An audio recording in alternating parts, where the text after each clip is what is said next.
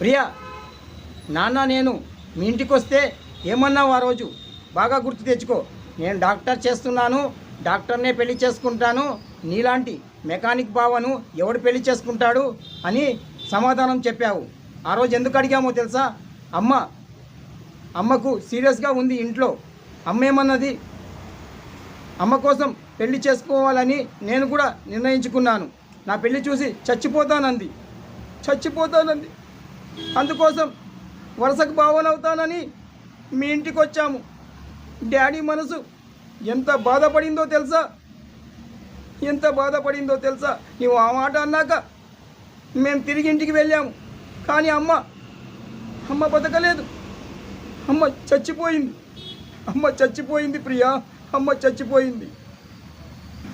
నువ్వు మీ డాడీ మోసపోయారు.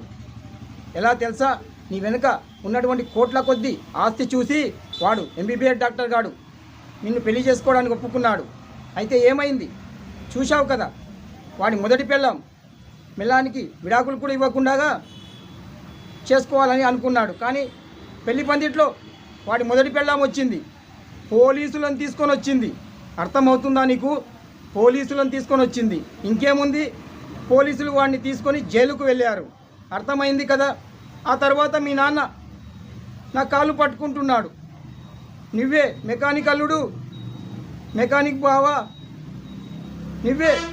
నువ్వే నా కూతుర్ని పెళ్లి చేసుకోవాలి. నా కూతుర్ని నువ్వు పెళ్లి చేసుకోకపోతే నేను విషం తాగి చచ్చిపోతానని మీ నాన్న నా కాలు పట్టుకున్నాడు. అర్థమవుతుందా? కనీసం మీ నాన్నకు గౌరవం ఇచ్చి నేనే పెళ్లి చేసుకోవడానికి ఒప్పుకుంటున్నాను ప్రియా, ఒప్పుకుంటున్నాను. ప్రియా, నన్ను పెళ్లి చేసుకొని మీ నాన్న ప్రాణాలని కాపాడుకుంటావో ఆలోచించుకో. ఈ మెకానిక్ బావా మనసు తెలుసుకో. అర్థమవుతుందా? డబ్బుల కోసం ఆశపడే వ్యక్తిని కాదు. నాకు ప్రేమ అందిస్తే చాలు, అంతే. అర్థమవుతుందా? ఇప్పుడు ఒప్పుకుంటున్నాను. నీ ముఖంలో పెళ్లికల వచ్చేసింది. అయితే ఎందుకు ఆలస్యం? పదవేనా 20-25. అర్థమవుతుందా? 20-25 పానర్.